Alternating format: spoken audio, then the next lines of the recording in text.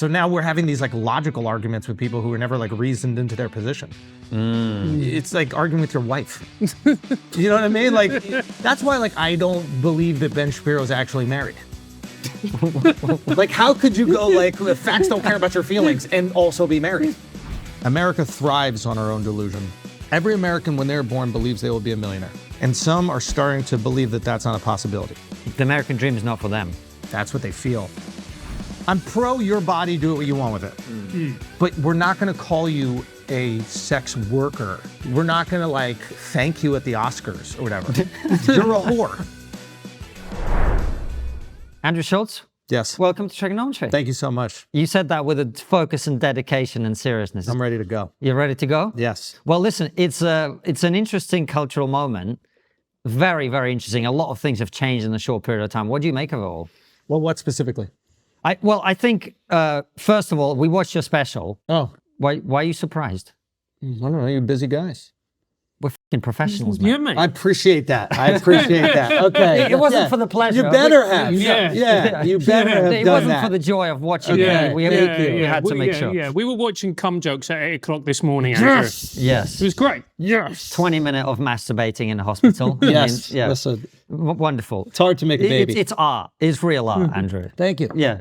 But so someone who watched your special now would be like, wokeness never happened. Because there's like retards and there's Yeah. I'm trying to think, everything under the sun's in there. Yes. No one's offended. Everyone understands it's a joke. Yes, most of the response, I don't see anybody offended by it. Right. And it's on Netflix and blah, blah. So no one's getting Yeah. canceled for this stuff anymore. I would say specifically with this special that it's not exactly gratuitous.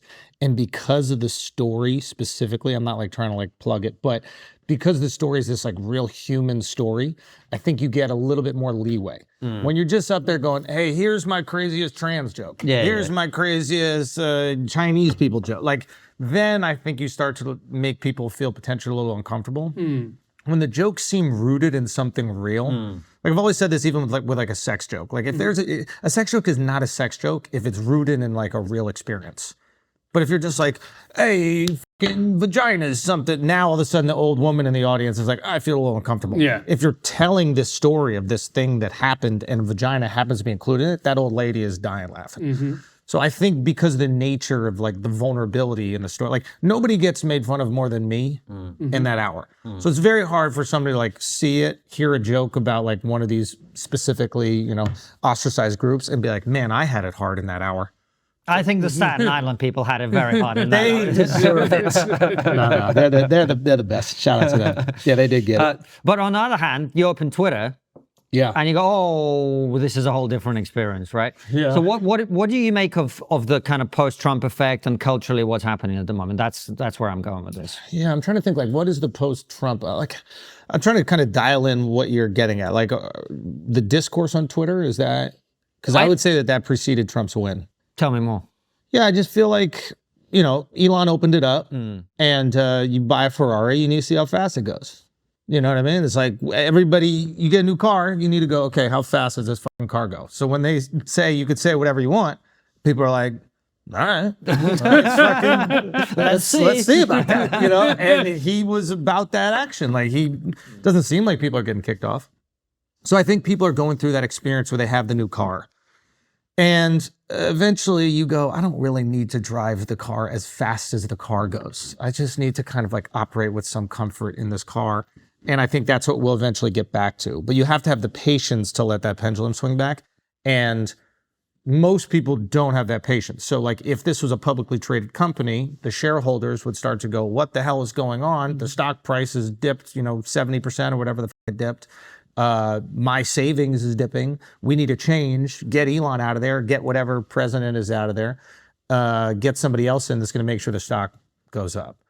Because it's privately owned, we can kind of thug it out for, let's say, next few years, hopefully, and things normalize again.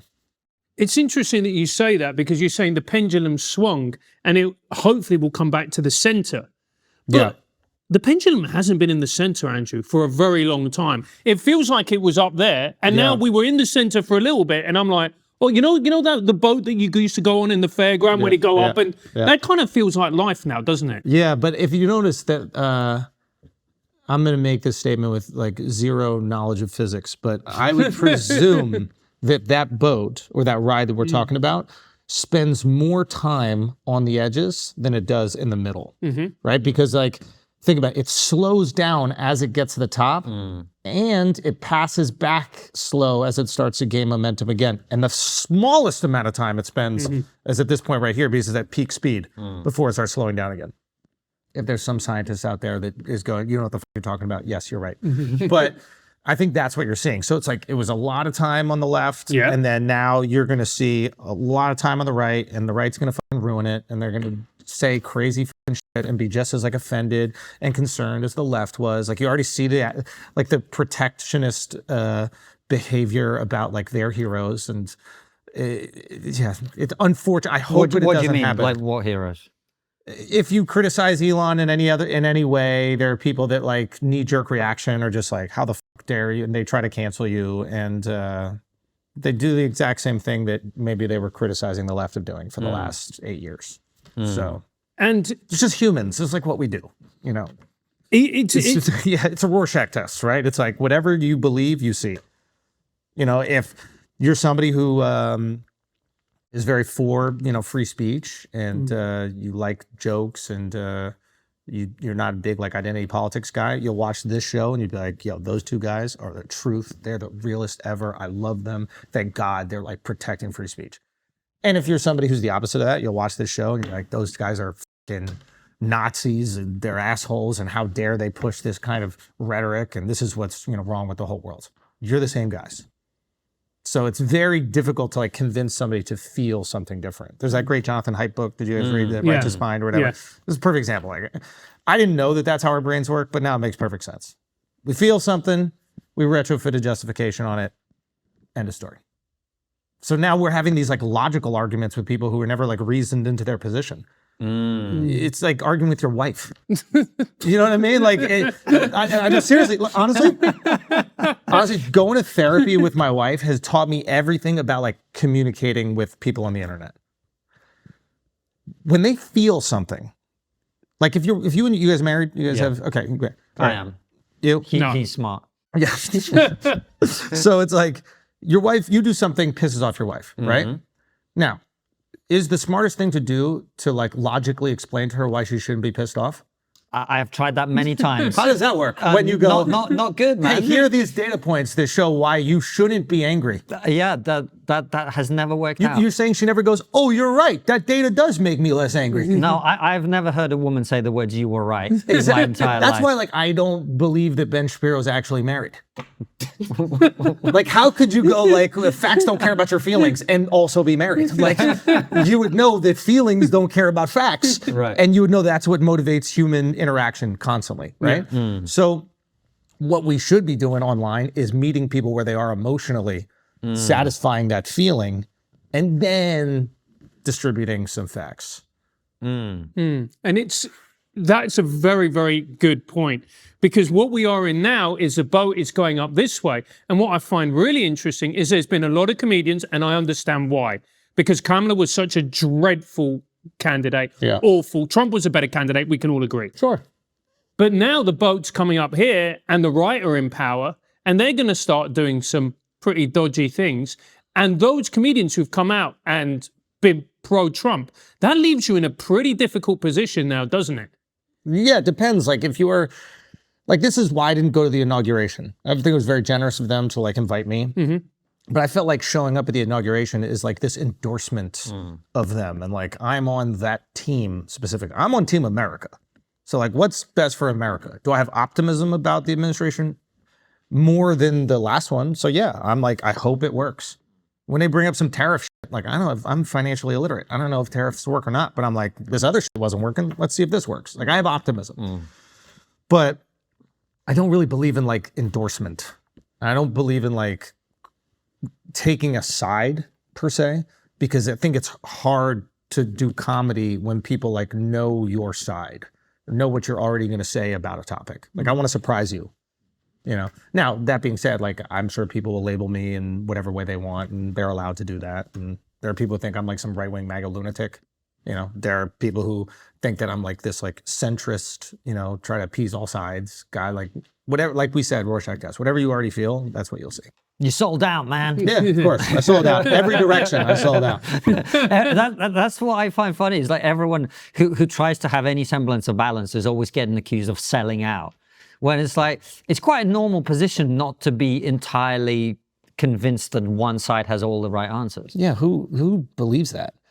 And also, it's like the sides switch so much. You know, when I was younger, like Democrats were cool. They were getting their dick sucked in the office. They were like, right? They were like supportive of like hip hop music. They said, do whatever you want. Like, we don't want to be in your bedroom. They were cool with gay people. Like, it was cool to be a Democrat. Now, conservatives got 3 baby mamas. The president got 3 baby mamas. He's getting pussy left and right. Right? He's cool. He's the one saying, say whatever the fuck you want. So now conservatives have become Democrats. So I don't think I've changed. I just like the dudes that get pussy and say whatever they want. So it's very, you want me to be a Democrat again? Get some pussy. Tell me to say whatever I want. I'm there.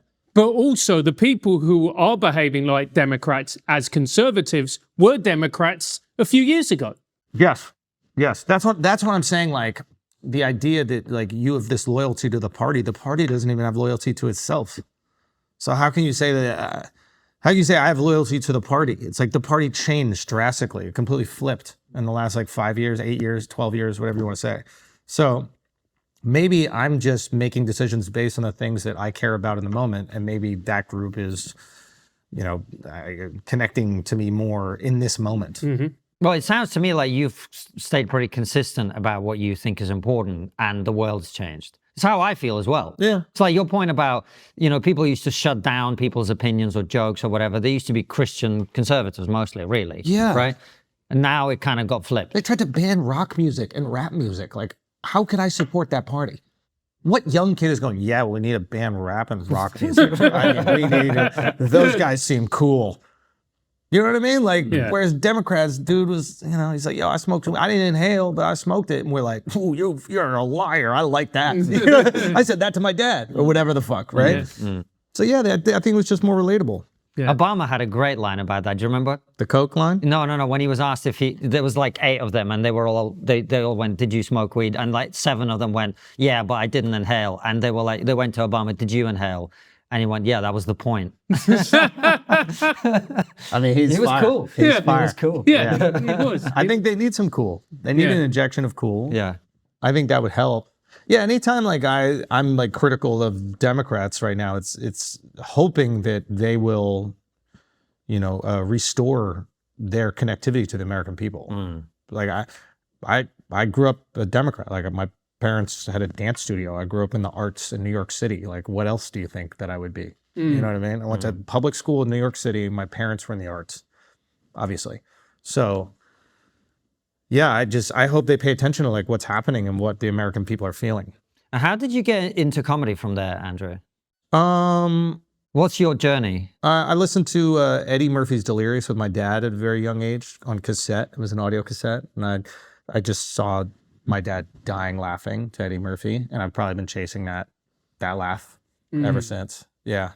And then I just became kind of like obsessed with it. I'd watch Def Comedy Jam. I bought those like tapes. They would do like a monthly thing back in the day where they'd send you a new cassette of whatever that month's Def Comedy Jam was. And then I saw the Kings of Comedy, Bernie Mac specifically. And I was like, oh my God, this is the funniest human being ever. And then Chris Rock. And then Patrice. And Patrice is just like the highest level I've ever seen it done. Do you see him live? I've seen him live, yeah. I was at Elephant in the Room. I was at the taping as like a fan. I didn't even know him. I was just like, this is the greatest I've seen everybody. I've seen them do well and not do well. That's still the highest level I've ever witnessed in person. Why? What was it about Patrice? It's like everything. Like just straight human connectivity, the conversational nature, but it's like he disarmed you in a beautiful way, like very quickly, to where you didn't think that this was a comedy show with prepared jokes. But he gave you prepared jokes. So the jokes were solid enough for him to stand up there and be like, here's my next joke. And it would murder. But he was like conversational and like genuinely thinking about his premises as he was talking them. Now that could be act, sure, as it is, but like you believed it. So now you're disarmed and you're getting amazing jokes. And like, it was just like phenomenal. Just the observations, the references, also just crowd work, like him interacting with people is like just like brutal honesty. Never ask a question that you don't want to know the answer to. You know, there's a lot of people like, what do you do for a living? It's like, you don't care. You don't care what they do for a living. Ask them what you care about, you know? And the interesting thing with Patrice is that he spent a lot of time struggling in his career. Yeah. Because for reasons that were primarily his own fault. Yeah. I don't know. Yeah. I don't know that much about that. I've heard that. Yeah. I've heard that. But like he was like tough to deal with. You're talking about not. But when we had Burr on, it's one of the things he talked about. Yeah. It was like he was a hard person to deal with, even Yes. though Bill loved him. yeah. Yes. Oh, when you said struggling the career, I thought you meant like in terms of like getting laughs or learning how to be funny. No. You mean like getting on TV shows and doing that kind of but shit. also, you know, and I've heard this from numerous people, including people who worked with him in the UK, Yeah. who said, you know, when he turned up and he was in the right mood, brilliant, you're going to have a great time. Yeah. When Patrice was in a bad mood or someone, you know, kicked a little bit of sand in the metaphorical vagina, Yeah. you know, everyone was going to fucking know about it. Yeah, they're gonna feel it. I mean, again, I didn't know him like that, so I've Yeah. heard stories about that, but I just would never say that about somebody that I didn't know for certain. Yeah. You know, but yeah. I mean, listen, there's a lot of people in this business that are a pain in the ass to be around. At least be funny. You know what I mean? Like there's a lot of people that are just annoying to be around and they're unfunny. And you're like, what the is going on? But that motherfucker, he had it. Yeah. He had it, dude. Yeah, and it's you look at what Patrice was doing, you look at the discourse now, and as a comedian, you're excited by what's happening.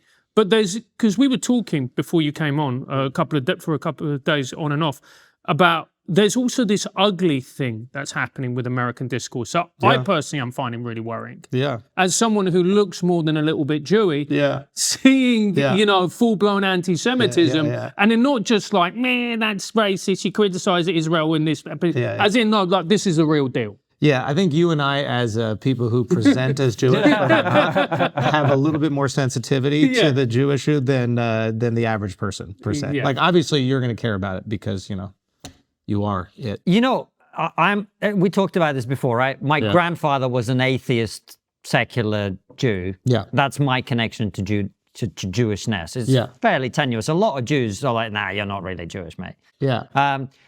You know, the reason, I'll be honest with you, the reason anti-Semitism concerns me is not because my grandfather was Jewish. It's because it's not usually a sign that things are going in the right direction. Yeah. It's usually a sign that people are pissed off. The economy is not going the right way. You're concerned about anti-Semitism because it could mean that the economy is not good. I'm concerned. Which is the most Jewish thing. That it is. But you've missed. That quarter is working overtime right now. That's not what I'm saying. What I'm saying is, you know what I mean. Of course, absolutely. It's a reflection of the fact that the world's not in a good place. Yes. And maybe not heading in the right direction. Yeah. You know, and this is cyclical throughout history. Yes. You know, the world will get into places where it's very difficult financially. You know, so what do we do when that kind of happens? we scapegoat people. That's my point. Yeah, ideally we don't just scapegoat, you know, the Jews. And but I agree with you. There's some like really disturbing shit you see online. And it's got, you know, friends of mine that are Jewish like terrified. Like absolutely terrified. Because they grow up with a different paranoia than like say me or you, or maybe even you if you didn't grow up with it. Like they grew up with the stories of what had happened. So then when they start hearing these similar adages being used, they're like, uh-oh, is it going to happen again? My grandma said this is exactly the thing that happened before, you know, World War II, or great grandma, wherever the fuck it is now. We're so old. But yeah, so I understand that paranoia and I understand that concern. And yeah, I think there's like I think there's like a pressure for Jews to like label things as anti-Semitic, right? Because I imagine, I don't know, but that they'll go, hey, if I point out that that's anti-Semitic, then everybody will go, hey, we got to stop that anti-Semitism. That's wrong. That's fucked up. And then, we'll snuff it out so it doesn't get too popular. And what I think, unfortunately, a lot of Jews are learning is that people don't really care that much if something is labeled anti-Semitic. And I think a lot of Jews are like, why don't people care? Like, what the fuck is going on? And I think that there is a disconnect in terms of like what non-Jews and Jews feel in terms of that paranoia. The paranoia that the Jews feel, non-Jews do not feel at all. They don't even know Jews. Most people have never met a Jew. They see Curb Your Enthusiasm, they see Seinfeld, and that's it. Like, they think that like you're what Jews look like, and you're not even a Jew. There's a lot of them. Yeah. But like, they don't know what like a Sephardic Jew looks like. They don't know what like a Moroccan Jew, like they don't even know that that's like a type of Jew, right? So there's like one idea, it's from TV shows, and that's kind of it. And then they have like ideas about them. I think a lot of people have like, the way I've described it is like, there's like this like ambient light, this like sentiment about Jews. And when the economy is good, it doesn't really matter, right? But there's like the feelings, you could say there's like some negative stereotypes, right? It's just like, oh, they kind of stick together. They are successful. They try to help each other out, right? And then like, once the economy gets rough, they start going, oh, why do they have money and I don't have money, Once eggs get expensive, it's hard to pay your rent. You're like, what's going up with that? Eggs don't seem expensive to them. There's only a few of them. Why do they own so many sports teams? What the fuck is going on? Why do they have this lobby that gets to lobby America and then we send a lot of money to Israel? Right? So they just start getting like confused. And then you go down that conspiracy rabbit hole. And this is where I think like transparency is actually the best way of handling things. Instead of like labeling people as anti-Semitic, I think like transparently disseminating information, I think is valuable. The problem with that is you very quickly get into very uncomfortable territory because let's say your point about Jews being overrepresented in certain things, right? Yeah. Jews are overrepresented in certain things. Yeah. Now, once you begin to ask why, that throws shade on everyone else. Why? Because depending on what your explanation of that reason is, it's quite unpleasant for people to hear. For example, there are some people who will say it's cultural. They'll say the Jews have a super focus on education. By the way, the Jews are not the only Jews in the world. Like this same thing happens to all sorts of minority groups around the world, and like East Asians in Africa. They're like the ones that do that type of business and whatever. The moment things go bad, they get kicked out or killed, right? So, but if, let's say we take the cultural explanation, you say, well, these people have a culture, it's implied the moment I say that it's superior, right? If they perform better, that means their culture is superior. What does that say about my culture? Well, my culture is inferior, right? That's not a pleasant thing to hear. Another explanation that people will say is, well, if you look at IQ by group, some groups have a higher IQ. What does that mean? Well, that means that... Well, you guys made the test, obviously. Like everybody knows that. Right. You guys control the weather and you make the IQ test. Right. That's what it is, yeah. Some groups, therefore, have a lower IQ. Yeah. No one wants to hear they have a lower IQ. Yeah. Right? So that's what I mean when I say the moment you begin to address that, we get into very uncomfortable territory. And the other problem you have is Jews tend to, like Why do you think that Jews tend to succeed? I think it's a combination of those two explanations. And I'm leaning more in the genetic direction personally. So you think it's just higher IQ? You don't get way disproportionate Nobel Prize winning scientists. How can Jews be this smart and they haven't figured out how to not get kicked out of a country? Because they're annoying. I thought you were going to say, how have they figured this out and not managed to be likable? Yeah. I mean, I think it's simple. But nobody so smart. But who likes the smart Stay kid? a while. Who likes the smart kid in the class, Andrew? I mean, nobody. Yeah, I guess Elon's going through it right now. I mean, I want Elon. If World War III breaks out, I want the guy who sends the rockets to Mars on my team. Yeah. So I want to keep him. Yeah. So then maybe that's it. Maybe we need more like societal utility from the Jews. I think that's, I think that's like the start, like right there. There's all this like concern about the relationship between America and Israel. And first of all, like Israel should be able to be criticized like every other country. I hate this idea, like, if you're critical of Israel, it just like means you're an anti-Semite. I Agreed. think that does a great disservice to Jewish people in general. Like, Yeah. you're allowed to, we criticize America, right? Americans relentlessly criticize our own country. We can criticize Israel, we can criticize Great Britain, we can criticize Poland, we can do whatever the fuck we want, okay? This is America. You can say whatever the fuck you want. Now, you can also be critical of the current war going on. Like, you absolutely can. Maybe you disagree on it, but like, you're not an anti-Semite for doing it. Are there anti-Semites that do it? Sure, but it doesn't make you one naturally. So like, we got to allow a little bit of space for that, right? And so I forgot what the fuck I was saying. Well, I think your point broadly is when people have a meltdown because someone said something, it's never going to result in the outcome that people think it is, which is like this thing gets shut down. I just don't think we live in that world anymore. That's it. It was the transparency. Yeah. Like, so I think when I talk about like, disseminating information, like, we don't live in the ages where, information is centralized. Now it's decentralized. So everybody has access to information. And because of that, it's like easy to, expose certain truths that didn't exist before. It's also easy to cook up conspiracy theories. So it's like, I think you actually need to be more transparent with information. Anytime it seems like you're trying to squash it, humans have this instinct of going, well, why don't they want us to know about this thing? So it's like, if right now people are questioning the relationship between US and Israel and like why we're so close and why this relationship is so important, just tell them. Should be pretty easy. Agreed. Yeah. Like, just tell us, like, and then how much easier would it be for like a Jewish American that gets to go, hey, see, it's not just AIPAC is lobbying all these senators in it, but if there isn't anything, then there's credibility to that criticism, right? Oh, is it just the lobbying? Like, I think this type of like open discussion is important. Like, who knows what the fuck Israel and Mossad does for America?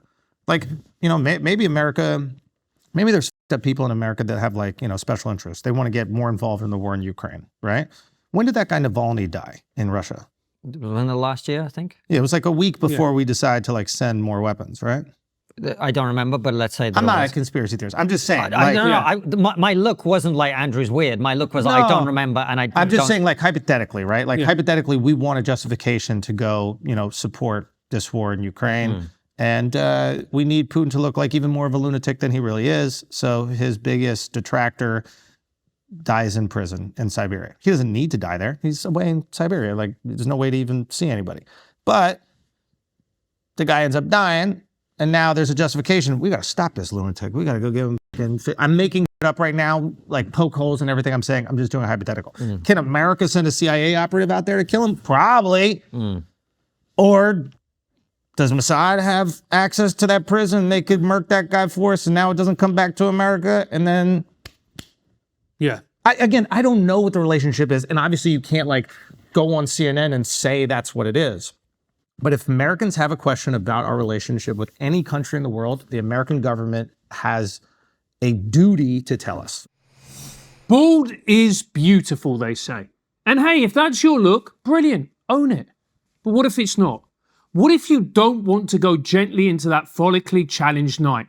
Well, you don't have to. Not anymore. Enter Manual. Manual is revolutionizing hair loss treatment by combining science, technology, and medical expertise to deliver personalized cutting-edge treatment plans.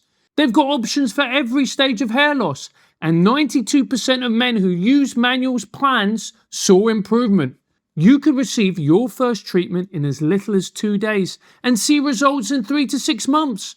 Just answer a few questions about your hair loss and medical history, and one of Manual's licensed experts will build your plan and monitor your progress. More than 200,000 men already trust Manual. Go right now to manual.co/trigger to get started, and when you do, you'll get 50% off your first order. That's 50% off your first order when you get started at manual.co/trigger. Manual.co/trigger for 50% off. Manual.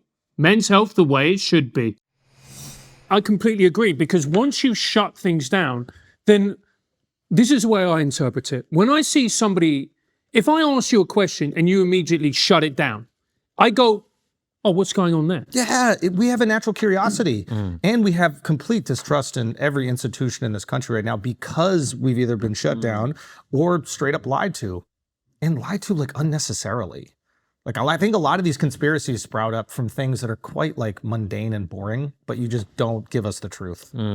Like it's the truth is going to be way more fucking boring than whatever the conspiracy we've cooked is. Well, the problem is there are still conspiracies from ages ago that remain completely, like JFK. I mean, how long has it been? Jesus Christ. That shit's going to be boring when it comes out, bro. I promise you. What do you mean? It's just going to be, I just know it. Well, like some lunatic just went and did it. No, so I why think have they been covering up the whole time? It's probably, well, there's maybe somebody doesn't want to lose a job. Like I'm messing this up. They've all got to be dead by now, man. Well, I think it was Sagar that said this about like 9/11, for example. And then I want to get back to JFK, but like I think Sagar said something about like there was like a brand new FBI or CIA director that was like a weekend that happened before, and like they had gotten warnings about it. He, I guess, didn't take the warning serious enough. It happens, and then he's like, ugh, I gotta cover this shit up or else it's my ass. I could be butchering this. It's on an episode of Flagrant. He was talking about it. But that's not even close to as interesting as the Jews did it. No, that You know what I mean? Like, you know, some ineptitude at the highest level of the CIA or FBI, whatever it is boring. It's gray, but it's probably. But come back to JFK, because I don't really like that. You think it's good. If it was a boring explanation, as boring as they knew this guy was going to do it and they fucked up. I mean, how long has it been? It's been 60 years. Man. I don't know if it's boring. Maybe boring is the wrong word, but I don't it's not going to be as exciting as the Jews did it. Yes. Right. Or it's not even the Jews, or whoever else it is, right? Like, I think it was the Italian mob at one point in time. Like, well, we had Michael Francis on, and he basically said in the paywall section of that podcast that like they had a very strong connection to what is the guy's name? Rossioli or something like that? That's like an Italian restaurant. But there's a specific guy. The level of fact checking on this particular podcast. We need somebody. We need a Jamie. No, so it's like, listen, there are people that would know way more about that shit than I do. What I assume is that when you try to stifle things, we get really creative and our mind starts going wild. And we cook up the most insane conspiracies about it. And the truth will definitely be interesting, but boring in comparison to what we've cooked up. Yes. Does that make sense? That makes it. That seems like I'm trying to cover up these things. No, like obviously something fucked up happened. We should figure it out. But it's not as wild as like whatever fucking lunatic on Twitter who used to like yell at OnlyFans girls and now has decided he's a geopolitical expert is cooking up, right? Like there's no way that the foremost geopolitical experts in the world used to yell at OnlyFans girls. Like, there's no way they have all the information. Nobody else has it.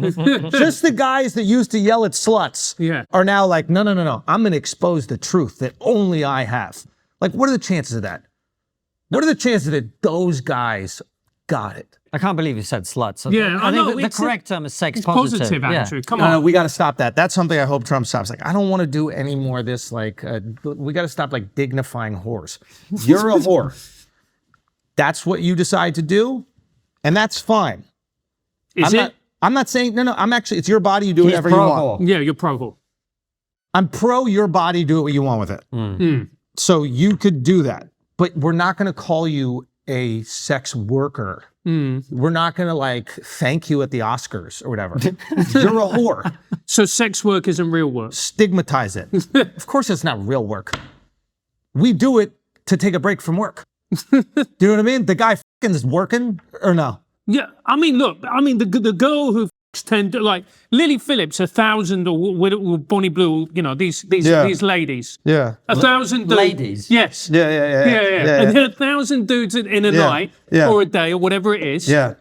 I mean, that's work, isn't it, Andrew? That's a professional approach, Andrew. Come on. That was my way of like solving the grooming gang things that you guys have. Go on, solve it. Hey, you got Lily Phillips is down to anybody. Line them up, right? Okay. Seems like only fans for Bradford. There we go. We got to figure it out. You know? No, I don't think just because you do something a lot, it makes it work. Like if I go to the gym, it's not a job. I'm just doing it because it sucks. If you spend 10 hours a day playing video games, you're not. Yeah, it's not work. Okay, here's what about Arnold Schwarzenegger? But they're getting paid, man. What about Arnold Schwarzenegger? Yeah. That was his job. Lifting weights was basically his job. Yeah. Twitch streamers, they play video games. Did he need a dignified name for it? No. Yeah, he was a bodybuilder. gym slut. Call them whatever you want. Like, okay, bodybuilder, that's what you do. Dick taker. We can call them dick takers, but we're not going to do this thing where you're like a sex worker and this is a real job and it's just like somebody who shows up on a shift in a construction site. No, it's not. It's the easiest way out. You took the easiest way out. Maybe you don't have other skills, which is fine, and I empathize with that. That sucks. But stop acting like it's not the easiest way out. It's emotionally hard, and you're going to feel that shit for years to come, but it's the easiest way out. I see all these stats about the number of American women that are on OnlyFans, and I'm like, you know, I He gets excited. yeah, I do. I go, this is brilliant. It's a growth industry. Yeah, exactly. Low standards. Who's signing up to these OnlyFans? I don't know. Yes. Not We me. got to figure that out. Like, Yeah. it's all available on Reddit. It's all available on Twitter. Like, it's not like you can't see it. So who is signing up? It's, in my opinion, it's not about the nudity. No, it's a relationship thing. It's a It's a parasocial fake relationship. And you know what's when you say fake, it actually is. I feel like I'm like exposing an industry. They just have other people that are chatting with the suckers who are paying them $5, $10, $20 or whatever a month. So it's not even the girl you're talking to. But humans are emotional beings, as we were saying before. They don't care. It's like when someone's getting catfished, they don't want to find out the truth.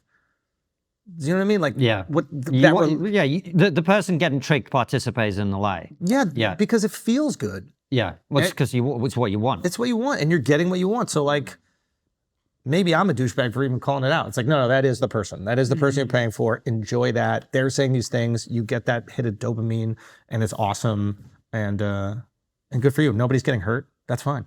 I don't know about Yeah. either. I think both people are getting hurt, don't you? I don't know for a fact. Like, I don't know. It's $5 a month. Like, if you know what I mean? It's not like these It's the most American approach. Look, it's only $5. You can't be getting hurt. Listen, if you're spending like 20 grand a month on an OnlyFans girl, maybe you're getting hurt, but you also have 20 grand a month to spend. So I don't know. But like $5 a month, have at it, bro. There are worse vices.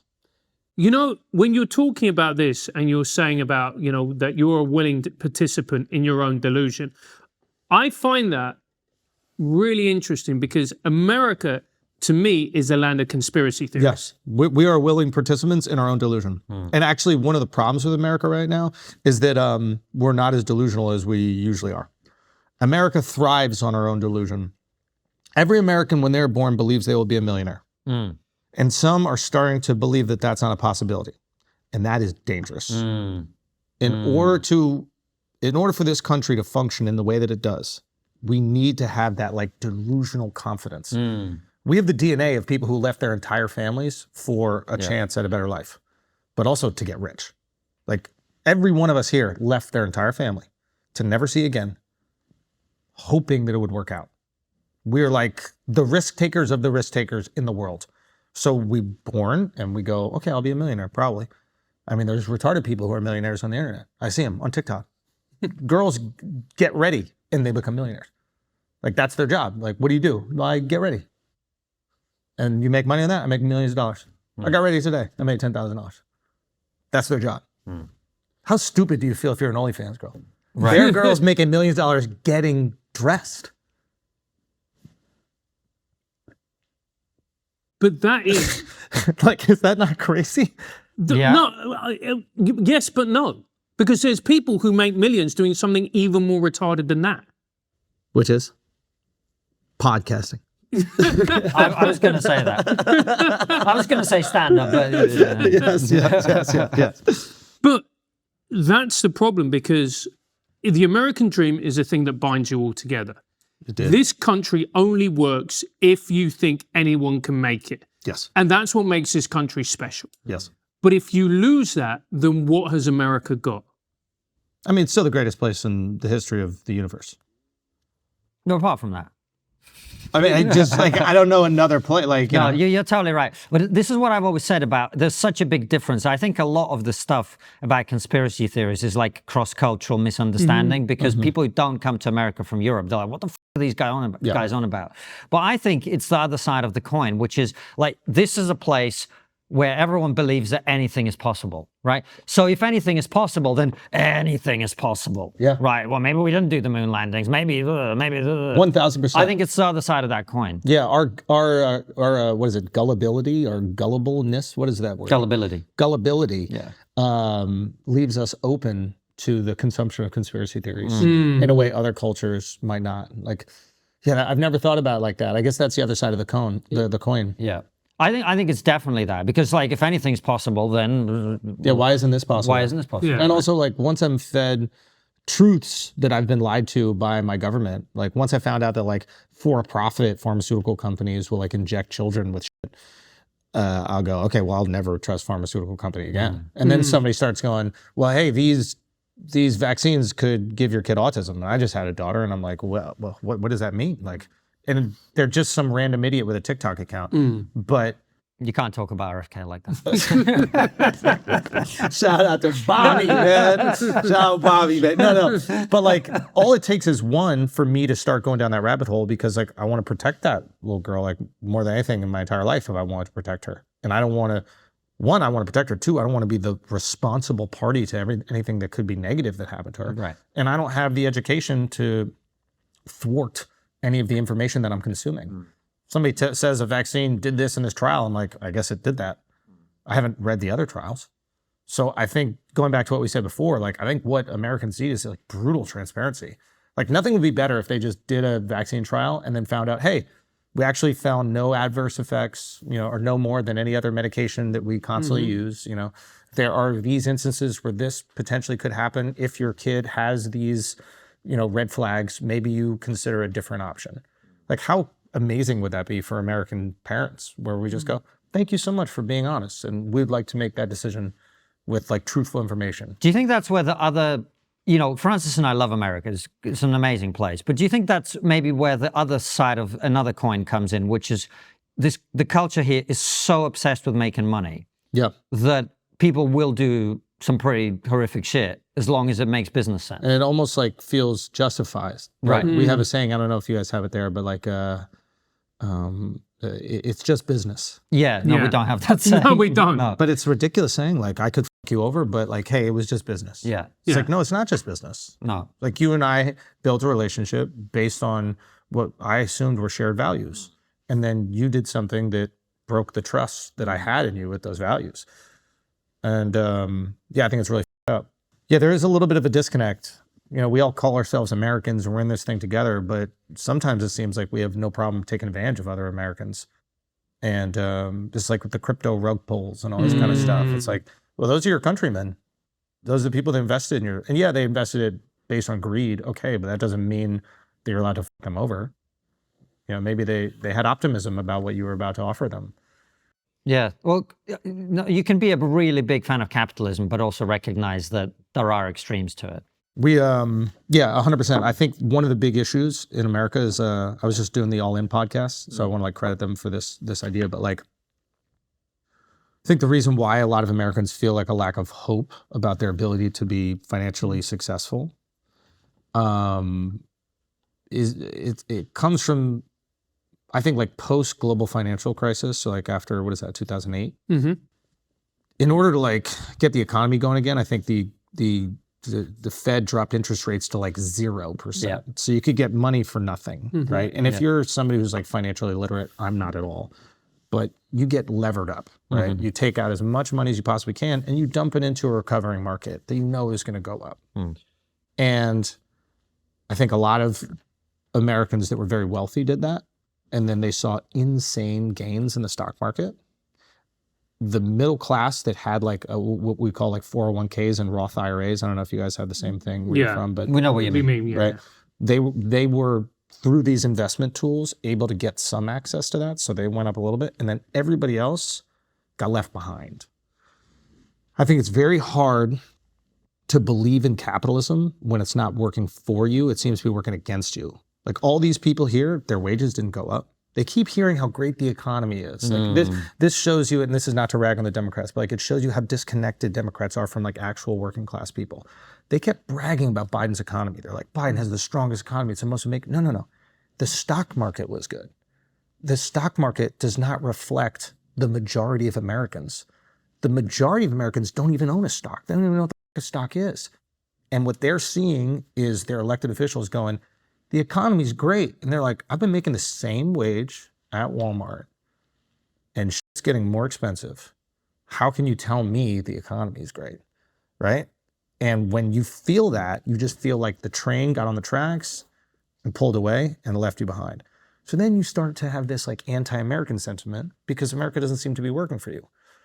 So one of the things that, it's not my idea, but like I think is very important is like, you want Americans to be on board with capitalism, they have to feel the benefits of it. They have to be invested in capitalism.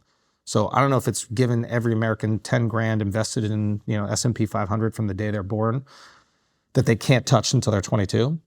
But I promise you have a very different sentiment about the stock market, about capitalism, about America, about CEOs. Like it's hard to hate Elon when your biggest stock holding is Tesla, right? Like all of a sudden you go, I kind of like this guy. He's doing a good job. Why don't you take it easy on him, right? When every American is invested in the success of American industry, you will have a very different relationship with American industry. But we've left far too many people behind. And I think as to what you guys are saying, we feel way too comfortable doing it. And we need to get rid of that. Were you surprised with the Luigi Mangione case, the number of people who came out and were pro this dude? I think that that's like a really important thing to pay attention to if you have a lot of money in America. I think the other thing that people don't talk about as much, but it's like what happened in California in the Palisades. It's the same reaction, right? And like you'll understand everything about a culture based on their reaction to like defining events.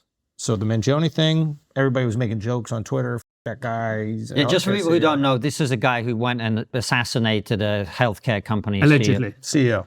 Allegedly? No, I don't know. he killed him. Yeah, he killed him. He killed him. I don't feel like we need to We worry got about video. libel Yeah. on this one. Yeah.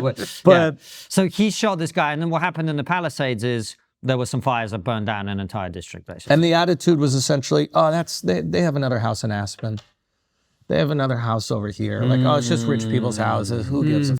I see what you're saying. And the sentiment is, what we were just talking about, is like there's a lot of people that are poor here, and they feel like the country has kind of let them just stay there as it pulled away and made all this money in crypto, or made all this money in the stock market, or made all this money on... The American dream is not for them. That's what they feel.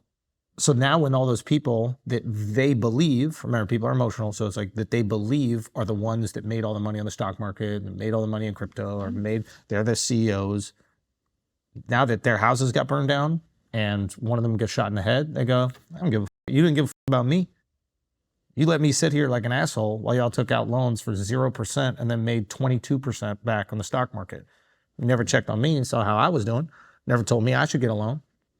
And when you think about it, America, nobody does cults like you do cults in this country. We do believe anything, bro. Yeah. You fucking love it. You love it. love believing. But here's the point. You love believing. So if you've essentially ostracized these people from the American dream, Yeah. they're separated, they're angry, they're resentful, and guess what? They've got every right to be. You need to be really worried, particularly now that there's the internet where everybody can connect, that they're going to form their own cult and something quite dark is going to happen. Yeah. I mean, that happens all the time. Absolutely. I mean, you see the way people are talking about the Jews on Twitter right now. It's exactly that. None of those people are successful.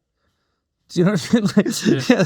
Show me the billionaire guy who's like, yeah, these Jews. You know what I mean? He can't. That's his golf club. billionaires. You know what I mean? Like, so there's like, yeah. So it's yeah. I think it comes from desperation. Yeah. You know what I mean? Like, you know. So you're selling MSG out night after night. You must be a little bit. Have you got a gun under your pillow for Luigi? No. But He's like, from New York. He doesn't have a gun. no, I would never.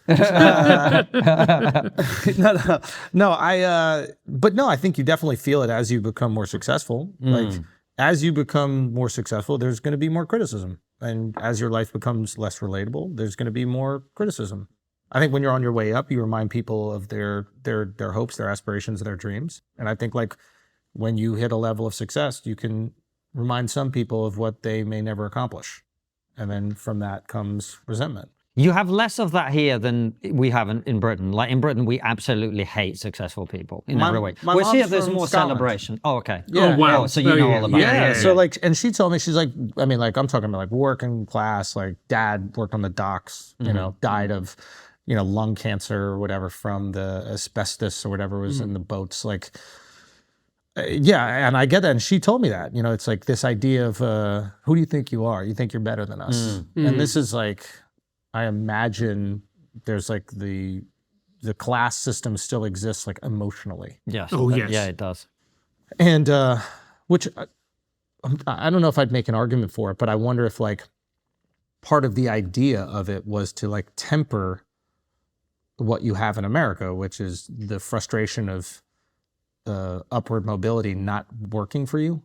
Like maybe the idea in Britain is like, all right, well, if we just make everybody feel like they should stay there, at least they'll just be happy where they are with their people. They'll be annoyed at the rich people, but they never hang out with them. Now, you didn't plan for Instagram and social media when you created this system. Now you've got a lot of working class people that got to look at rich people doing shit all day and they're like, F them. But back in the day, maybe it functioned all right. Because Kept the riffraff where it belonged. But like, you spend most of I your only time. say that. So Yeah. Francis has a bit of a chip on his shoulder. I have a large chip A on my large- shoulder. Why? And well, because he comes from a like he You're will say poor? he will say lower middle class, Class, which right. is a way of saying he feels slightly insecure about it. Yeah. Whereas I went to Really? boarding school Yeah. and I'm from another country, so I don't really have class, so to speak. So I'm free of that. Yeah. He never has. So no matter how successful we are, he still feels resentful. I still want to burn down his f***ing school. Yeah. That's what I'm For saying. no f***ing reason. No, for every reason. It's too much privilege. I want rid of it. You want to be miserable like me? Yeah, but you don't have to be miserable. You got everything. No, I cannot have to be miserable. It's burnt into me through generations. That's basically it. Get That's rid how- of it. No. Enjoy your success. No. You deserve it. Don't say You're that. good enough. I feel sick. I feel utterly sick. Like, I was watching your special and it's great and I urge everyone to watch it. But when you came out and everyone was going mad and there was a big fireworks, if that happened in Scotland, you would have been executed. I did it in Scotland. You did it in Scotland? Yeah, of course. I did it in Glasgow. You did it in Glasgow? Yeah, That that's where must my have been- mom's from. Yeah, I love the show. We had a great time at the show. And you did, man. And the Scots went with that? Yeah, but he's American, so when he's coming over, it's factored in. Your Yeah. point is not if Andrew did that in Scotland. Your point is if a British comedian Yeah. walked out like that, in Had that Britain, kind of entrance. everyone Yeah, would yeah. be like, "What the fuck does this?" I think love he is?" pissing y'all off with that shit. I don't love pissing you. Nothing makes me happier than pissing people like you off. do you know why? It's because we can't express how pissed off we are. Yeah, I know. It's your thing. It's not about me. Yeah, You But know, that's what I'm trying to say. Like, it's okay. You deserve your success. You work very hard for it. You're obviously very good at what you do. So you've earned it. Doesn't mean that we should feel entitled to it. We're all fucking so lucky that we even get to do this for a living. Like, Yeah. it's insane. But what I've realized is that like the people who are very happy for my success, be that like fans or even other comedians or stuff like that, are usually pretty like confident folks. yeah. And the ones who, maybe are upset, maybe not as confident. It takes a lot of confidence to be happy for someone else's success.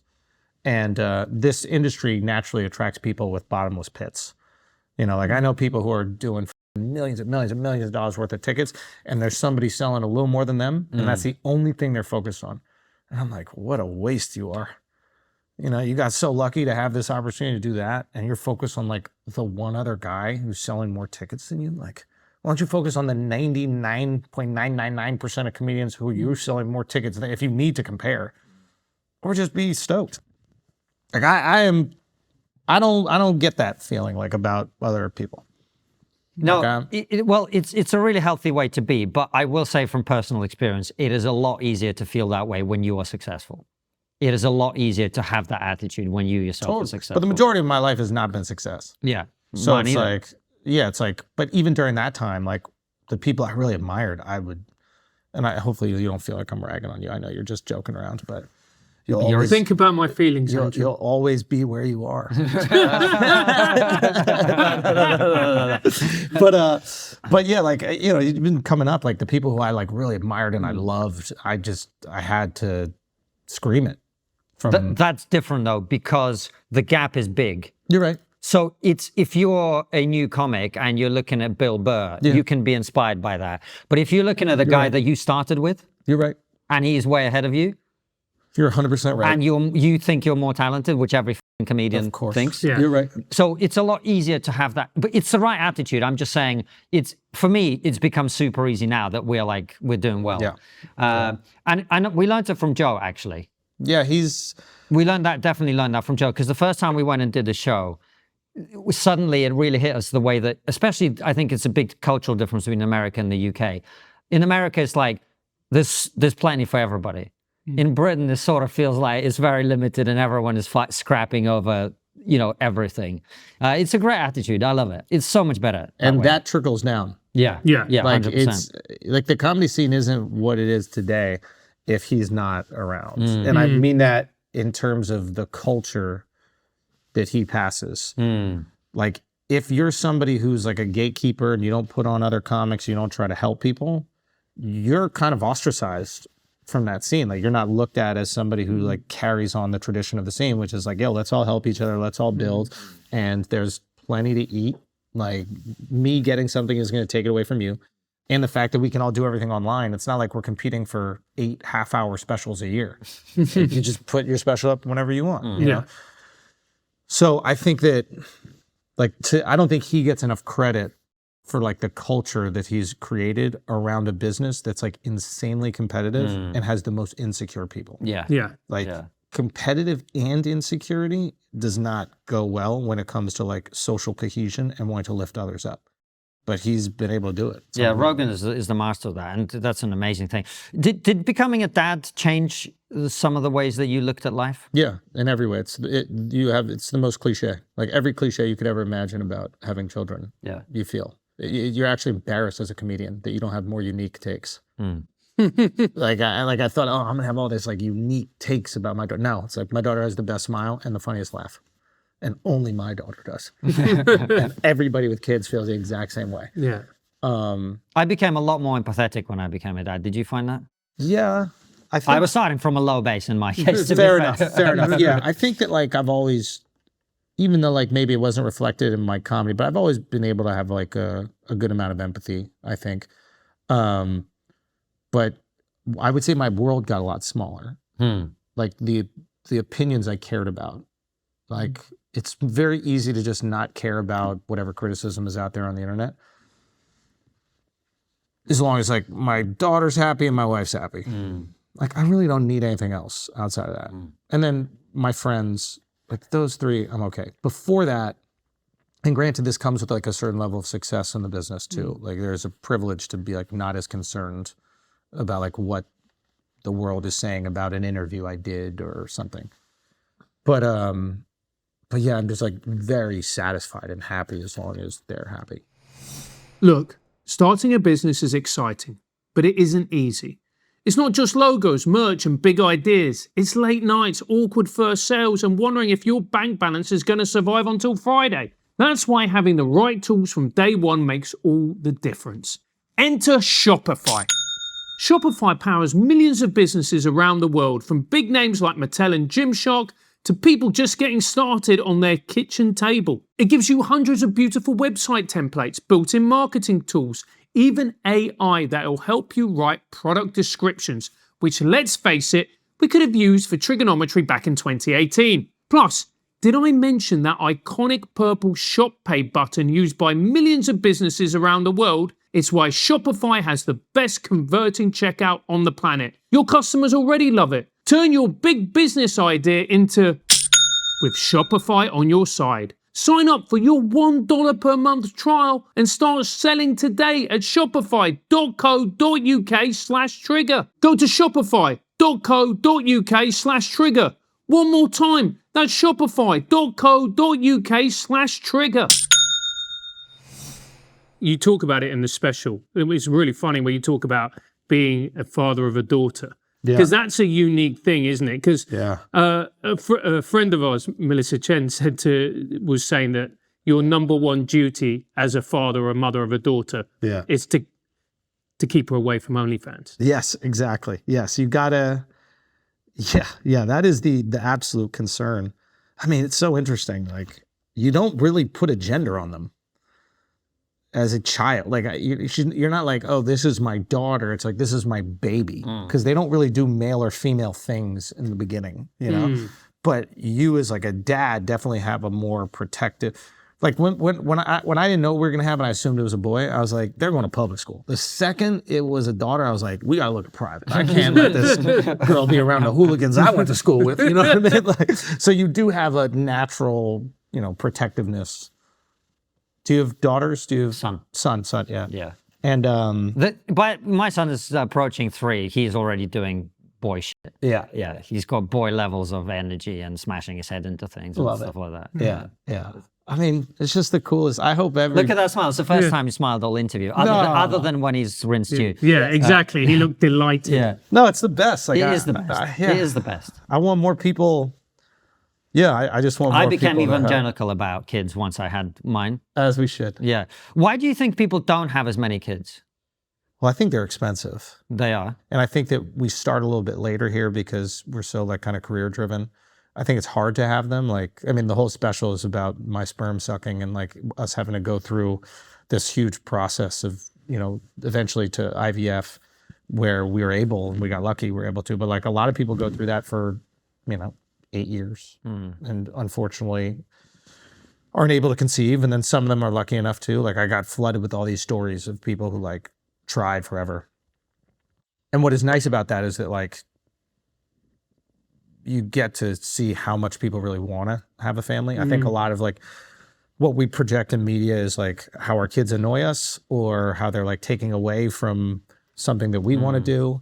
And my experience and the kind of people who have been relating to my special is people who are desperate to have a family and they thought they weren't going to be able to have one. And then with some luck and some science, were then able to, and they're so unbelievably grateful. So it's like, you know how like when immigrants come to America, they love everything about America?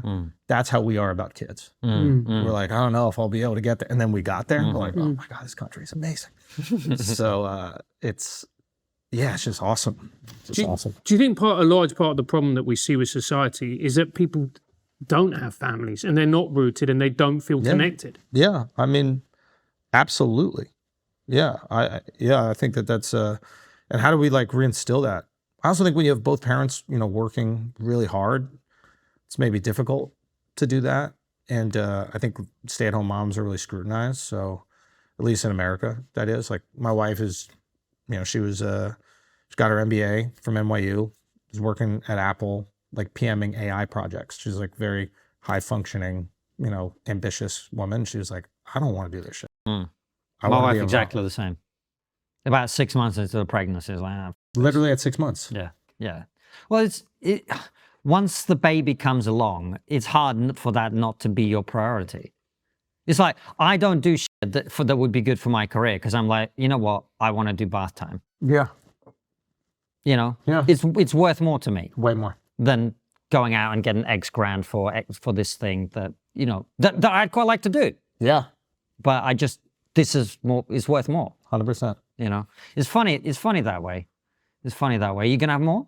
I would love to. God willing. Yeah, that would be great. And it's awesome that you're prioritizing that. Yeah. You know, I mean, sucks for you. I've just met you. No, second time. No. But no, it is. I think it's great. Like, I love to see that. I love to see that reinforced. I think that message needs to be out there more. Yeah, this is what I think is missing from like the masculinity movement or whatever. In America. Totally. It's again all the same guys. Like it's all the same guys who have now become like the truth on like Israel and Jews and geopolitics, like telling us how to be a man. None of them have kids. Yeah. Like I don't need you to tell me how to be a man if you don't have kids. Totally. I really don't need it. Like you could tell me like how to lift weights, or you could tell me how to do the other thing, but you don't know what it is to be a man yet until you really have children. And then you understand what we're protecting. And you're in their lives, Andrew, right? Because this is another thing. Having children isn't about putting sperm into a woman. There's a clearly you can get a doctor to do that. You know? But that's what you're saying, really. It's about what that commitment and that responsibility does to you as a human being, and how you then carry yourself in the world. Yeah, 100%. And Like those are the people that I really look up to and admire. Like I love that you're making that extra time. That's what I mean, my schedule is like I'm at home 6 o'clock every single day. I get to hang with her and then, we put her down. And then I hang with her in the morning when I wake up. And it's like, I can't break that 6 o'clock. Am I perfect? No, but I try my hardest to not break that 6 o'clock because that's the time I get to hang with her. And now she's at the age where she can tell if I'm packing a bag that I'm going to be leaving for a little bit. And that's like impossible. Oh man, I did a video call with my wife and son, and he's talking now. The day we arrived from the UK, we landed yesterday, and he's like, "Daddy, come home quick." She's like, "Fuck." Yeah. What am I supposed to do? No, you can't. It's like she'll like grab on, and then she'll like if I try to put her down or I try to walk away, she'll start crying. And when your child grabs onto your arm, like you can actually feel her fingers indent into your arm, it is hard to remove that. Like that is a unnatural thing. Like I don't even know how to do it. Like I can't take her off of me when she wants to be on. So I have to have like my wife hug as well. And then maybe she'll make the move to go onto my wife, and then I'll try to sneak out of my own home so I can provide for her. Yeah. But considering that you have a daughter, has it changed the way that you see the world and the way it treats women? Not really, to be honest with you. Like, still disapproves of horse. yeah, He's massively anti-horse. Yeah, I'm even more anti-whore now. No, like I grew up with like a very strong woman. Like my mom, she always worked. It was her business. My dad then came over to work in that business. So like my expectations of like what women can do have always been like really high. So I think a lot of my rejection of like the fourth wave of feminism victimhood that you saw was like, I'm like seeing these chicks from Harvard talk about like how hard it is to be a woman, like what they got to go through. I'm like, my mom stopped going to school at 14 in like poor as fuck, outskirts of Glasgow, Scotland, comes to America and has like this huge success. And you go to Harvard and you can't figure it out. Like, I'm like, what world are we living in right here? So yeah, I don't think that, but I will say it's changed my idea of like stay-at-home moms and the importance of like motherhood and being right. If you can't afford it, like really being with that kid and not looking at it as a sacrifice, but like really something that we should reward societally. Like how do we pour into that and try to not make the mistake of like, now that I know my wife is like staying home, I'm like giving her other tasks to do. And that tells you everything about how you view staying at home, right? Because like if I viewed it as, oh, this is a full-time job that takes up all your time, I would never be like, hey, can you also manage our finances? Like, but it's one of those things where like you got to start realizing, wait a minute, you could just keep pouring into a kid. You know what I mean? They are an empty void as well in a lot of ways. Like they don't just get filled up and then stops and then you work on the finances. Like you can, every day it can be teaching, it can be finding new activities, finding interest in them. Like you can just keep pouring in. So, well, obviously I need help in life from my wife, I don't want to treat taking care of the kid as if it's this thing that doesn't take up a lot of time. So that was something I kind of had to learn. And it's because it's tough because on the one hand, you've got success and you live in New York and it's so disastrously expensive. It is. I don't understand how even upper middle class people live in this city. So this is the great thing about New York, okay? Is that it is humbling.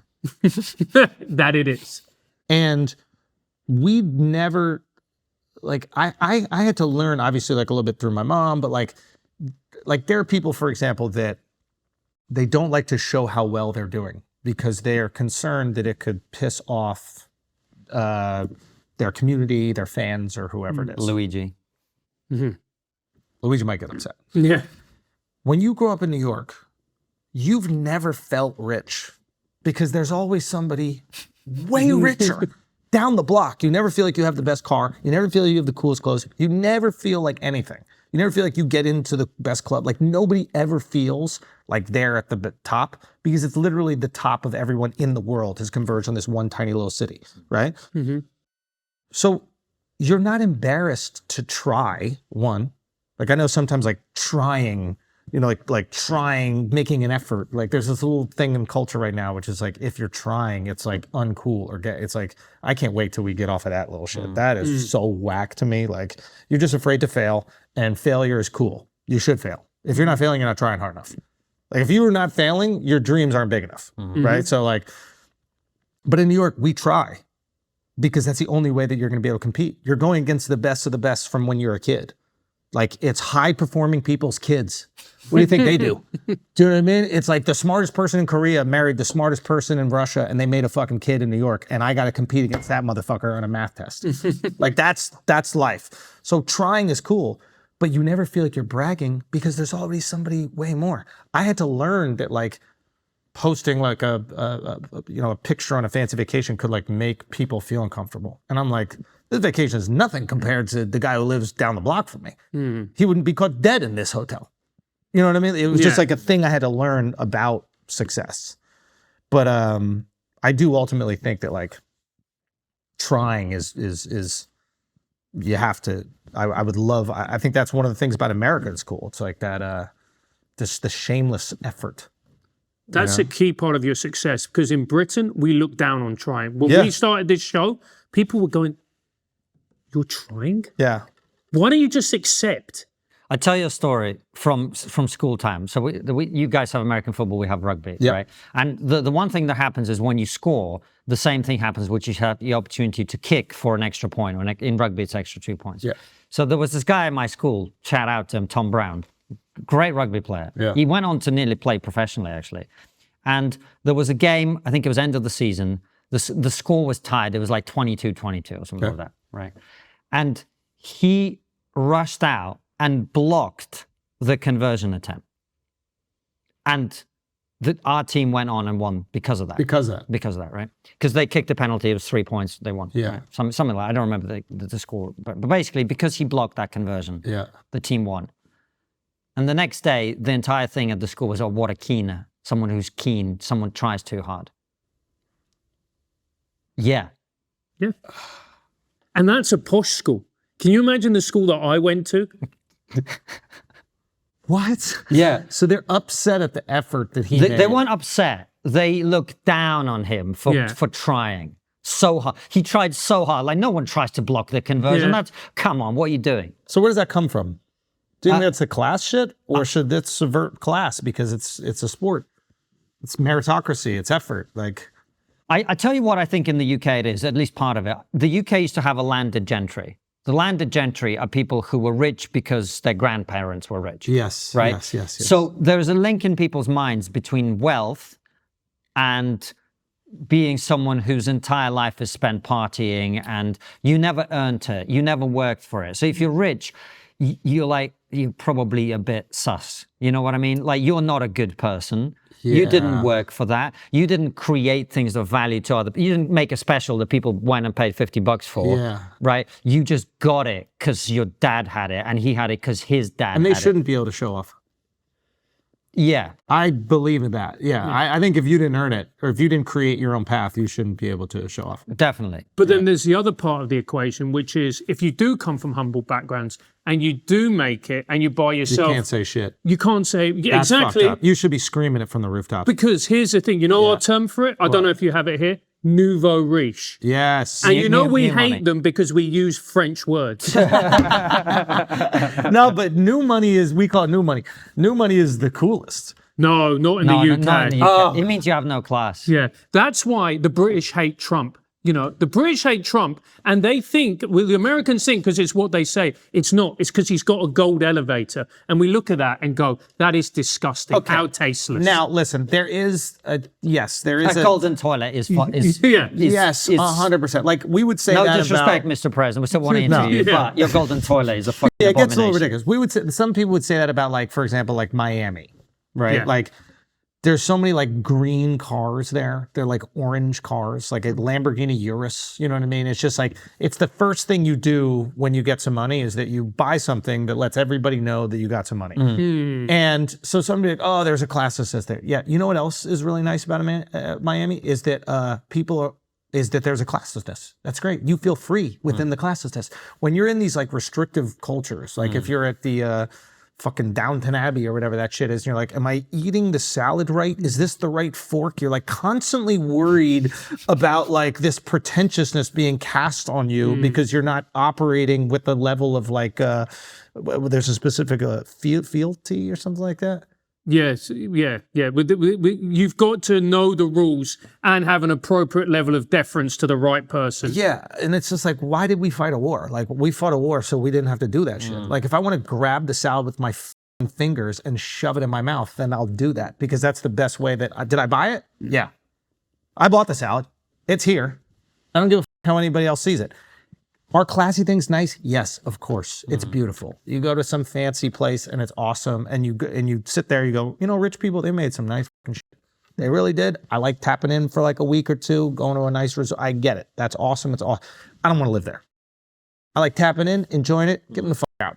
Get back on the street, have somebody spit, talk some shit. I like using curse words. It's too rigid, that culture. And it's just, what's the point of freedom? Like, I need to act authentically. Authentic action is buying an orange car the second you get money because you're excited.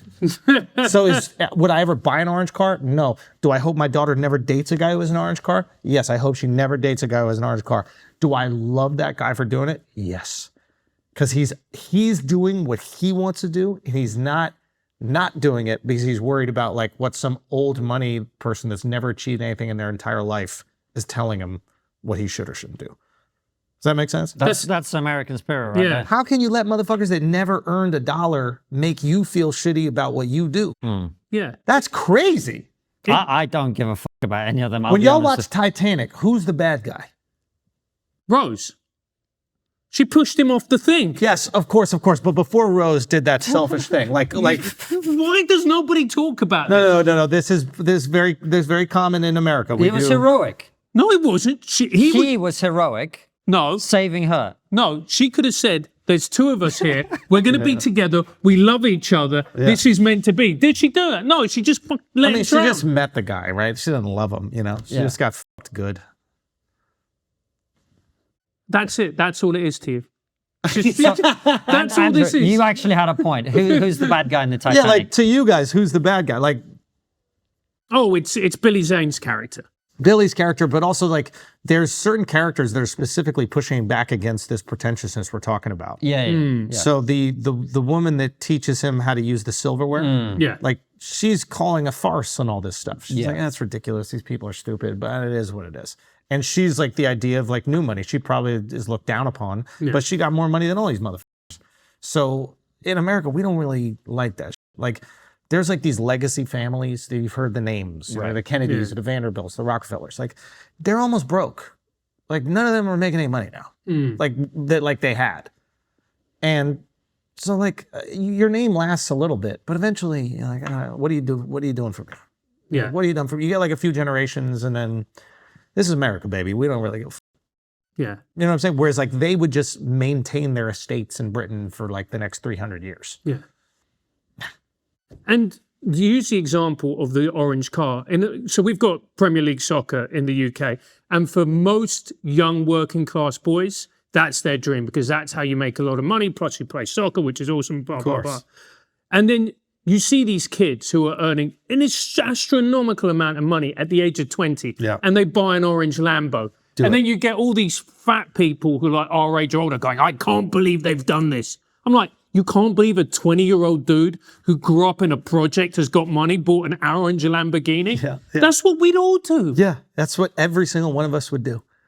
Yeah, exactly. You know, because that's the dream when you're that age. If you've got money. This is why we created a country.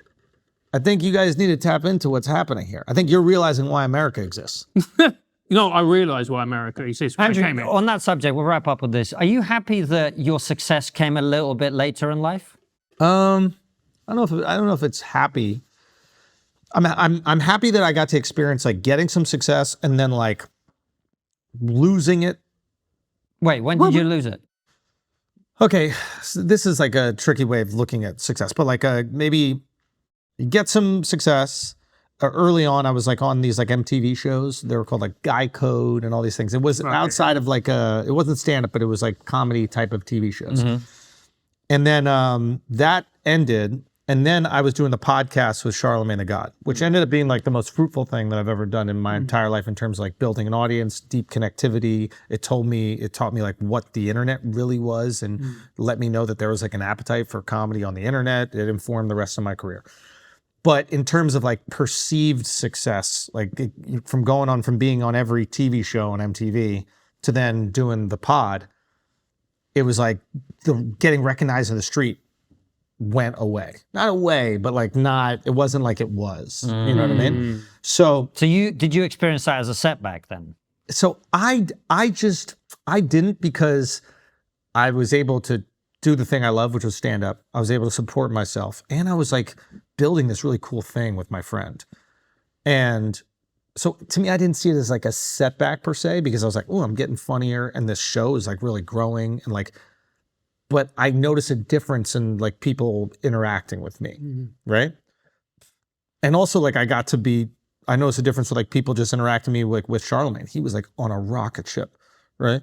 So people coming on the show and like just not caring at all like what I had to say, and being like, okay, I listen, they're here because of who he is. Like this guy's a fucking superstar. You don't have to have an ego about that. Like learn how to operate and score within this system. If you're on a team with Jordan, you're not going to get the ball as much as Jordan, but how can you affect the game? And you need to hit the open jump shot. You need to hit it every single time. So just kind of like learning how to do that, observing him and like trying to soak up as much game. But I felt that kind of difference. Weirdly, like I was still selling tickets and stuff on the road because I had the pod, but there was a different like perceived success. So I got to kind of have like without it and then go through it again. And that was really helpful because it was like I got to do it twice. So I understood what the mechanisms of it were, like how it made me feel emotionally and how I could operate within it. I never wanted to be like famous. I wanted to be incredibly successful at stand-up. So I tried to like figure out how to do that. Never figured out like fame. And like, I'm kind of learning that now. And that is something like, you got to be offensive with fame. I didn't realize this. Like, not offensive in terms of like offend people, but like you got to play offense. I didn't get it. But like once your name is click worthy, there will be people that are just making videos because it will get views simply because it's about you or has your name in it. And they'll make money on that. And then once other people see that there's views in it, other people also make videos. And then like I didn't even, in my mind, I was like, well, I'll just keep putting out fire shit and that's all that matters. It's just like, actually you have to find a way to navigate all these things. You know, Joe has one strategy. He just doesn't acknowledge any of that shit. Mm-hmm.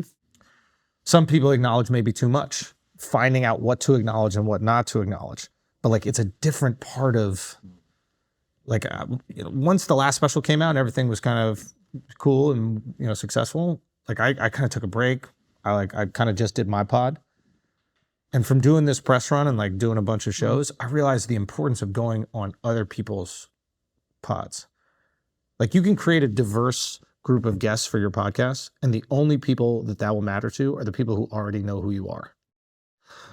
When you go to other people's place and you're like interrogated, and I mean that in a good way, the people who don't like you find out who you really are.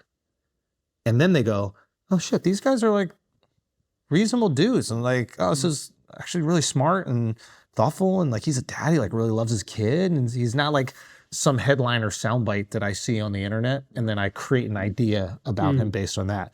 They're like fully formed human beings. I didn't realize the importance of that. And I think now it's like, I need to go on my biggest detractors show, as long as they're not like some fucking retard. But like, and they might have an idea of me that's not fully formed. And then from us sitting down, I might go, yeah, I really like this guy. He's got some like good ideas. And that person might go, oh wow, he's not as I thought he was. And the only way that happens is if we're having these conversations outside of our podcasts.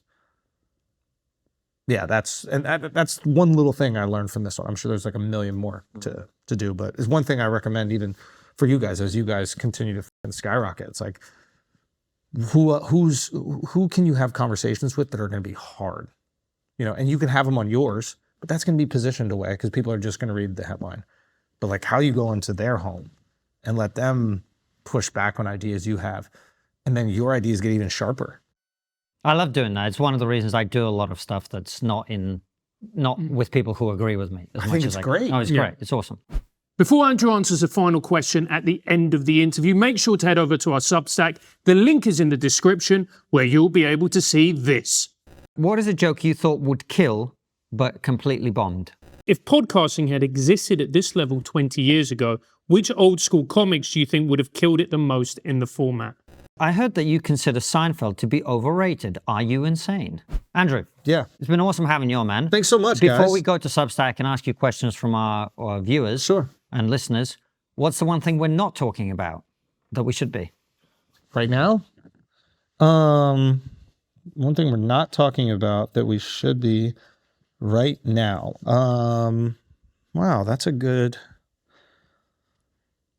you know what? For as big as like the story about anti-Semitism and like Jews and how big it is on Twitter, like even with Joe's episode with I think Ian Carroll, was that his name? Ian Carroll? Yeah. Or no, Daryl Cooper was the other one. Like for as big as the talk was about that, and Joe's the biggest pot in the world. Like I would think it would be like Kanye numbers for the episode. I would think it'd be like Elon level numbers for the episode, but it wasn't that big an episode. I mean, for our standards, it's huge, but like for Joe's standards. So what I'm curious about, what nobody's talking about is like, what are people thinking? Like, I actually think this is quite a small group of people that are talking about this on the internet and talking about it on Twitter and making it seem like everybody cares about it. But I don't know if the numbers show that. What did it get? 700K? Something like that. Yeah. Like, Which for Joe is not high at all because he's so successful. I did it a week earlier or a few days before. I think mine is at like 2.2. We're usually 1.6, 1.5, something like that. So it's like, Yeah. but the talk comparatively is like, Probably half of those views are people who hate watching that as well. but so think about that. Like, so the way I would digest this is like, wait a minute, is this? Are you saying Twitter is not real life? No, well, no, of course that absolutely. But it's more about like, one thing I would say to Jews is like, as big as it seems on Twitter, it's not actually reflective over the general population. Like they aren't as consumed by this as it looks like they are on Twitter, right? So that's one thing that we know, like for a fact, data-wise, I know we talk about feelings, but like, and I don't want to like talk you out of your feelings, but maybe that's one thing that makes you feel a little bit more comfortable. You're like, there's a group of people that are on this platform that are really engaging with content and then creating content around it. But in terms of like overall interest in it, it doesn't seem like it is there as much as just some comedian that's going on Joe and having a conversation. So that's comforting to me a little bit. Like if it was getting 40 million views, I'd be like, oh, no bueno. Like I would imagine like Candace talking about Justin Baldoni and Blake Lively got way more traction than her talking about Israel. I don't know, but I guarantee, like I had my wife going, have you watched Candace Owens' thing on Justin Baldoni and Blake? Like what? Like she was like, this is unbelievable.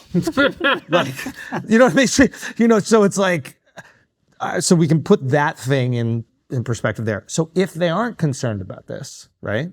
If it's not the lightning rod hot button topic, what is, and what are people consuming, and what is that thing that we really need to tap into? Like I'm not sure right now, but like there's usually a pull in a certain direction. When it was Trump for the election, it was obviously Trump, right? It was like, is this going to happen? What's going to happen? A few weeks ago, it was definitely like Elon and his involvement in government. That's kind of like moving away. And now we're just kind of like sitting here. And I don't know. It's rare that I don't know. Like usually this is what I'm good at. He's a humble motherfucker. I'm very, very humble. No, but like this is usually what I can tap into. And even now, like I was shocked when I went to go watch the episode. And I was like, if I go on Twitter, it's the only conversation I see on Twitter. And when I go upstairs, I was like, this is like... Well, this is the thing with the Twitter algorithm, sorry, let me take that back. It's the thing with social media algorithms, which is the crazy shit is what gets the attention. Yes. And maybe the thing we should be talking about is that good, and do we want to carry that on? Well, I think the conversation, here's a good conversation. How many people are letting the algorithm decide their opinions and how they create?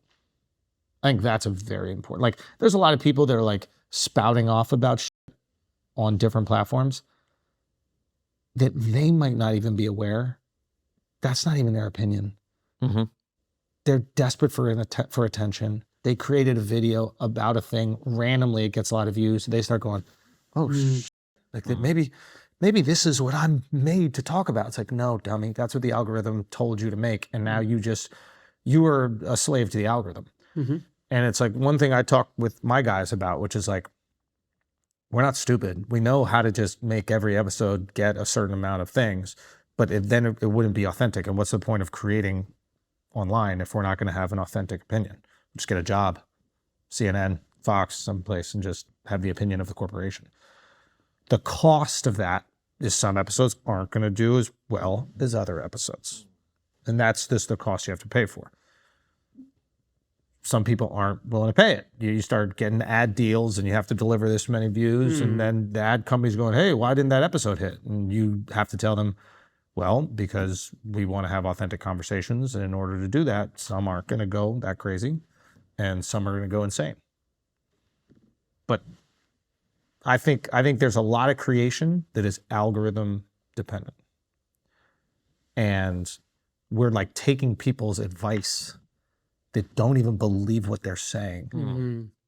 You know what I mean? I know Yeah, exactly what you mean. It comes back to what we were talking in the episode about, which is it's just business. Yeah.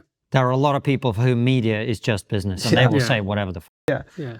Like there's a lot of people when Israel-Palestine started that like got some views off it, and then that's become their whole identity. Yeah. Never talked about it once. They've been in media for decades. Never talked about it once. Million views on a video, that is who I am. Now, I'm not saying you shouldn't talk about it. If you are in media and you're talking about like what's happening in the world, you absolutely should talk about this 100%. But how much is it like an algorithm chase? I would be, and then if you are somebody who's deeply affected by what's happening in Israel-Palestine, I would also be wary of all the people that you support that are supporting you, because that support might go away once those views go away. Oh, absolutely. You see that before Israel-Palestine, it was, the trans debate, where if you wanted 1 million views, you just got, someone would come on, say men can't be women. And what a great time that was for TRIGGERnometry. Yeah, it was. That's how we built the platform. It was Andrew, beautiful. Thanks for coming on, man. Cheers, guys. Head on over to Substack. We're going to ask Andrew your questions. See you there. I heard that you consider Seinfeld to be overrated. Are you insane? I think that